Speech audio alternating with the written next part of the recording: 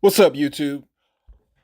Thanks for stopping by again. If you could do me a favor and like and subscribe to the channel if you like my content, and also share if you find this content valuable. What I wanted to talk to you today about is women don't owe you anything, right? And before you crucify me, let's break this down. So, why do I say women don't owe you anything, right? Society doesn't owe you anything. Men have to start understanding that in order to get something out of life, you have to put in the work, right? No one is going to give you anything in this life that's worth anything, right? Plenty of things you can get, but they're not worth anything. They have no value, right? So there's an epidemic of men who unfortunately are not competing, right? They're not competing in life. They're not competing, definitely not competing in the dating world. And for lack of a better word, they're losing, right? And there's nothing wrong with taking an L and taking a loss in life, because it used to be that if you would take a loss, you came back better, you learned from your mistakes, and you were able to thrive off of those defeats, right? But we have this uh once again, I talked about it in another video. We have this thing in society where we are taught that it's okay to fail, right? So what happens when a man has been taught that it's okay to fail and not be, not fight for what he wants in life? When he approaches a woman and he wants that woman, he desires that woman, he tries to make contact with her through whatever means, whether that's sliding in the DM. Good God, I can't imagine how frustrating that might be and how awkward that is. It's easy to press send, but I don't know how much play you might be getting from that. But you slide in the DM, you approach her in real life or whatever means that you're using to communicate with this particular woman, and then she doesn't respond or she rejects you flat out. You a lot of men, respond so aggressively, negatively and aggressively, because their feelings are hurt. Right? And we used to even see this, if a lot of guys who were older, when we'd go out, we saw this. We saw this at the clubs. We saw this out and about. A woman be walking by and a guy would try to talk to her or, try to holler at her or, especially one of the things I used to see when I was, in the club scene when I was younger was, they would grab their arm, which I always thought was a violation unless, you can do it to a degree if she's feeling you, right? But you already have to have the signs that she is willing for you to be in her space, right? But a lot of guys, would be aggressive when they didn't get what they want. What is that saying? You have a loser mentality, sir. It's not about being a winner, because let me tell you what a winner does, right? If you're winning at life, and because not every woman's going to find you attractive, right? No matter how much you're winning at life, whether she knows you're winning or not, she's going to judge you visually of what she can see, and she may be able to judge your success off of what she sees, or she may be able to judge you just physically. Hey, I'm not attracted to you because physically you're not my type, which, that's a whole nother rabbit hole about what women's types are. I'll probably make a video on that. But you're not my type, right? If you're winning, if you're securing your masculinity and securing your manhood, it doesn't matter. There's other women that will be into you, right? You move on. Go ahead, sweetheart. You have a nice night. Thanks for talking. I mean, keep it cordial. My man, J.R. Wisdom says it all the time. Keep it cordial. There's no point in getting aggressive because you got rejected. That is a part of life that men need to start understanding. Women, that's a conversation for another day. But I'm talking to my men right now. You have to be okay with rejection. How do you succeed at life? Rejection. In learning from your rejection. If you look at some of the people who men seem to praise, for example, if you guys are fan of basketball, Michael Jordan. Michael Jordan lost his first years in the NBA the bad boy Pistons would not let him get out the East to save his life, right? So what did he do? He got tougher, right? He put on weight, right? He got better, right? And now we praise him because he was able to overcome his adversity and win, right? We look at, even if you don't like Michael Jordan, that's not somebody from your era. LeBron James. LeBron James has lost more finals than he's won, but he's still arguably one of the best NBA players to ever do it. Losing is a part of life, and it's a part of winning. You have to take some L's in order to know how to win. LeBron James first two times going to the finals, 2007 and 2011, he lost. He was obliterated. There are people who still won't let him live that down, but guess what? LeBron James today is a billionaire. With a B. He's a billionaire. So you think if he'd have got upset, angry, and lashed out at the world the first time he lost in 2007 or again in 2011 that he would be the man you see before him today? No. He could have just been like, you know what? I'm taking my ball and I'm going home. But he decided not to do that. He decided to press forward and keep going at it. And no matter whether he lost more finals than he's actually won, he is a billionaire, and he's arguably going to be talked about for the next couple generations as being one of the best basketball players to ever live. Kobe, God rest the dead, he lost a bunch of finals and playoffs. Not a bunch of finals. He lost that first final after Shaq left. But he lost a bunch of playoffs until he figured it out. Right? Losing is a part of life. Right? And what I see when men get rejected and they don't know how to respond amicably to the situation, they continue to lose. They don't learn their lesson from the loss. They tend to blame the loss on others. So it's not my fault that you didn't want me. It's your fault because you're a bad person for not wanting me. How crazy is that?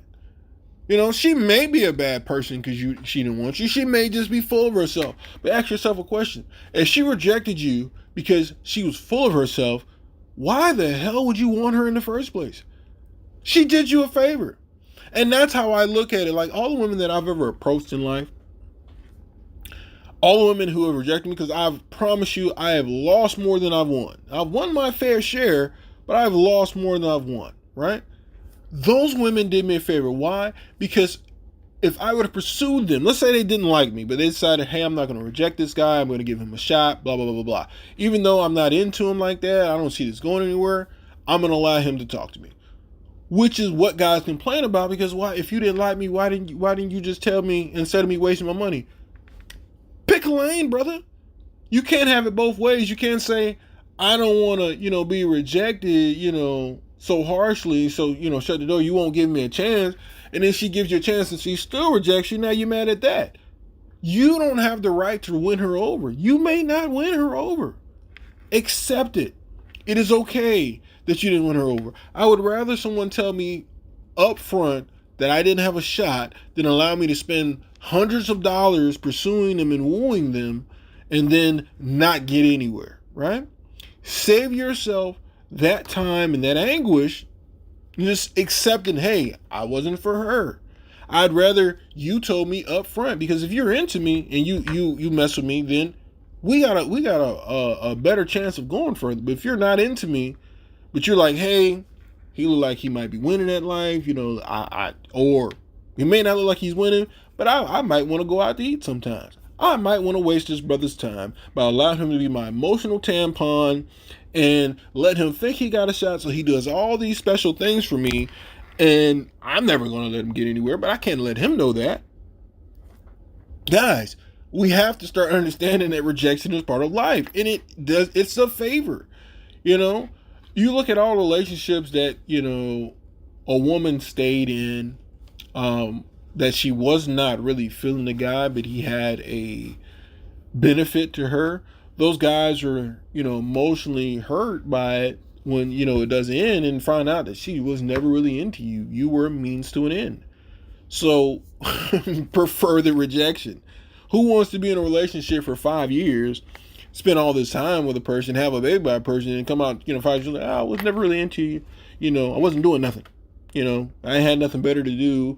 You were stable, and I was unstable at the time, so you provided me stability. Hey, I've been in a relationship like that. It wasn't to the terms of she had nothing better to do, but she was unstable and I was stable. So she latched on to me instead of saying, hey, you know what? I don't have my ish together. I'm going to let you be, sir. No, she saw an opportunity for somebody with stability to come in her life, and she latched on to it. Do I blame her for that? No. If you're drowning in a sea, you're gonna grab onto a life raft. Even if you start pulling the life raft down, you're going to latch onto it, right? So I don't blame her for that. She was at a time and a place in her life that she thought that she could get help from me, right? Would I go back and do the relationship over? Hell no. No. Because while she may have benefited mentally by being with someone that was stable, it didn't benefit me mentally. So that goes back to my point. Yeah, just let me know. Reject me. Let me know, you know what? You're not the type of guy I normally would deal with. You're not the type of guy that I've had in my life thus far. And in order not to waste both of our time, I'm going to chuck the deuces and say, no, sir. Carry on somewhere else, right? But, I bring up these topics because I'm just, I've noticed these men getting so, butthurt by rejection. Man, these things should sharpen you to be on your game, right? And that's the next part of this, Because it's one thing to be on your game, have your ish together and still get rejected. But it's another thing to not have your ish together and getting mad that you're rejected. She does not owe you a shot, especially if you're not putting your best foot forward, right? Be the man that you need to be in order to attract the woman you want, right? If you're scrolling through the gram and you're swiping through, you're on TikTok, you're on YouTube, wherever you're seeing this fabulous female that you feel that you desire so much, take a real look at her, right? And you got to be honest with yourself and say, would she, if we were in the same room, be attracted to me, right? Why would she be attracted to me? Am I well groomed? Is my hygiene up to par? Right? These are basics that we're talking about. Being groomed, being physically fit, right? Being well put together, dressing well, right? Having something going for yourself, having your own place, having your own car. These used to be requirements for men that I guess we just threw out the window and say, hey, I can live with my mom and look like a slob and that had no money, but I still want you to want me, right? It's unrealistic, all right? And what happens is when you get rejected, your world shatters. It shouldn't, but it does, right? Because now she has poked a hole in your bubble, in your fantasy, in your perception of yourself that was incorrect in the first place, right? A woman does not owe you the opportunity to get with her, right?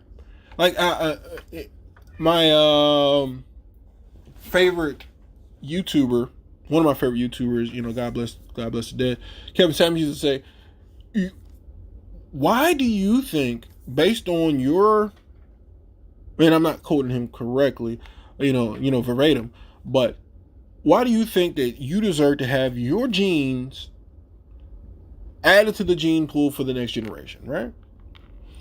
Men are builders, right? And women select the next generation of builders. Point blank, period. So if you're not doing everything you're supposed to be doing as a man to be in that next generation, have your next generation go forward, that's on you. That's not on her. Yes, women are starting to get a little bit unrealistic, or a lot of bit unrealistic about their selections, right? But what I will tell you guys is you don't have to be 6 foot. You don't have to make millions of dollars, right? It helps. These things do help, 100%, make life easier. And you don't have to be the most attractive man to get women, right?